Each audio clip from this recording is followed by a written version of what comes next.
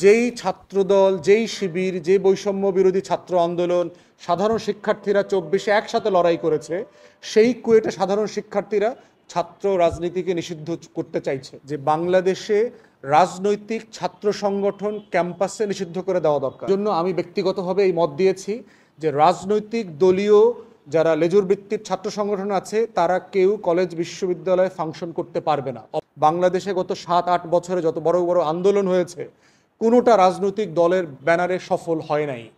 গত 16-17 বছর আমরা যারা রাজনৈতিক ব্যানারে আন্দোলন করেছি ফ্যাসিবাদের বিরুদ্ধে, আওয়ামী লীগের বিরুদ্ধে, আমরা কিন্তু সফল হই নাই।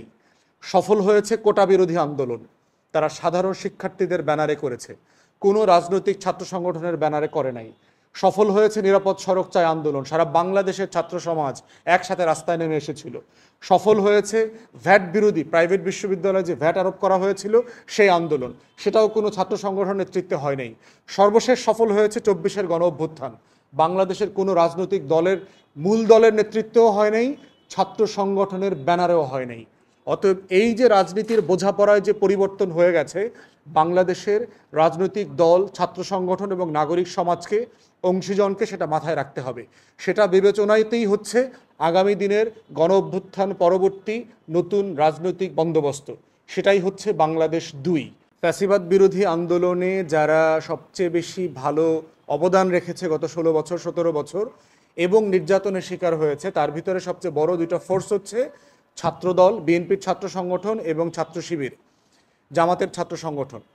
সেই জায়গাতে আমরা খুবই কৃতজ্ঞতার সাথে স্মরণ করছি ছাত্রদল এবং শিবির গত 16-17 বছর যে নির্যাতনের শিকার হয়েছে, গুমের শিকার হয়েছে, তাদের হাজার হাজার নেতাকর্মী শহীদ হয়েছে, পঙ্গু হয়েছে, আহত হয়েছে, তারা সবাই গণ অভ্যুত্থানের পক্ষের শক্তি এবং তারা সবাই আওয়ামী ফ্যাসিবাদ বিরোধী আন্দোলনের সক্রিয় নেতাকর্মী। তাদেরকে আমরা শ্রদ্ধা করি, সম্মান করি, তাদের ত্যাগকে আমরা, তাদের অবদানকে আমরা জাতি হিসাবে স্মরণ করি, মাথায় রাখি। দ্বিতীয়ত হচ্ছে 24-এর গণ অভ্যুত্থানেও কিন্তু এই ছাত্র সমাজ কিন্তু অ্যাক্টিভ রোল প্লে করেছে। ছাত্র শিবিরের, ছাত্র দলের হাজার হাজার নেতাকর্মীরা, লক্ষ লক্ষ নেতাকর্মীরা সারা বাংলাদেশে আন্দোলন সংগ্রাম লড়াই করেছে, আহত হয়েছে, শহীদ হয়েছে, প্রতিবন্ধী হয়েছে।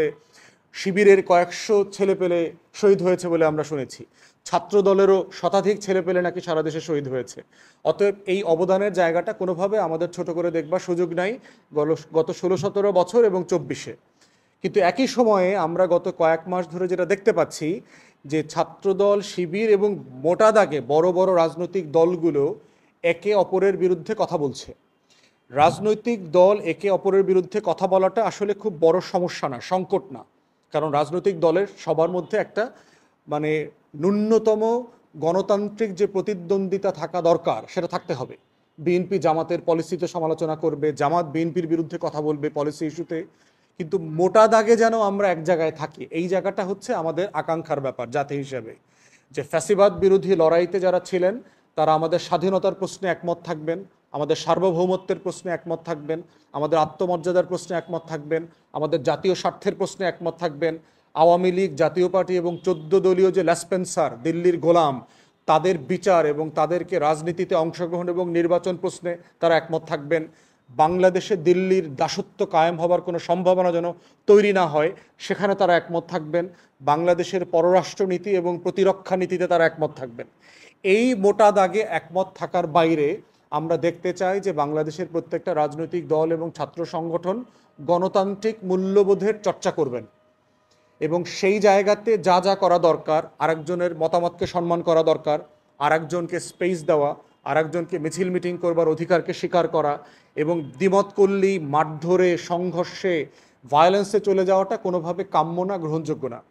যদি এটা করা সম্ভব না হয় সে ব্যাপারে আমরা প্রস্তাব করেছি যে বাংলাদেশে রাজনৈতিক ছাত্র সংগঠন ক্যাম্পাসে নিষিদ্ধ করে দেওয়া দরকার। কোনো রাজনৈতিক দলের ছাত্র সংগঠন ক্যাম্পাসে কাজ করতে পারবে না যদি এই ন্যূনতম মূল্যবোধ তারা ধরে রাখতে না পারে। সেক্ষেত্রে একমাত্র অপশন হচ্ছে আপাতত 3 মাসের জন্য ছাত্র সংগঠনগুলোর কার্যক্রম সাসপেন্ড করে দেওয়া যেতে পারে ক্যাম্পাসে, করে পুরো সকল কলেজ বিশ্ববিদ্যালয়কে ছাত্র সংসদ নির্বাচনমুখী করা দরকার ইমিডিয়েটলি। ছাত্র সংসদের মাধ্যমে সাধারণ ছাত্রছাত্রী শিক্ষার্থীদের মতামতের উপরে ভিত্তি করে ছাত্র নেতৃত্ব তৈরি হোক, আমরা সেটা চাই। এবং সেই প্রসেসে গেলেই দলীয় ছাত্র সংগঠনের যে লেজুর ভিত্তি করা, দালালি করা এবং মারামারি সংঘর্ষে জড়িয়ে পড়ার জায়গাটা বাস্তবে আর বেশি দূর এগোতে পারবে না। আমরা যখন বলছি যে 24-এ গণ অভ্যুত্থানে রাজনৈতিক নতুন বন্দোবস্ত দরকার, সেই বন্দোবস্তের প্রশ্ন কিন্তু ছাত্র সংগঠনগুলোর ভবিষ্যৎ কি হবে, কোন ফর্মে, কোন ব্যাকরণ মেনে সে রাজনীতি করতে পারবে, সেই আলোচনাটাও হতে হবে। তাদের কার্যক্রমকে আপাতত 3 মাসের জন্য সাসপেন্ড করে দেওয়া হোক। সাসপেন্ড করে ডাকসু এবং রাকসু, চাকসু আরও যে সকল ছাত্র সংসদ আছে তাদেরকে সক্রিয় করে নির্বাচন দিয়ে নির্বাচনী নেতৃত্ব আসা দরকার। এর মাধ্যমেই ছাত্র সমাজ নতুনভাবে বাংলাদেশকে ভাবতে শিখবে।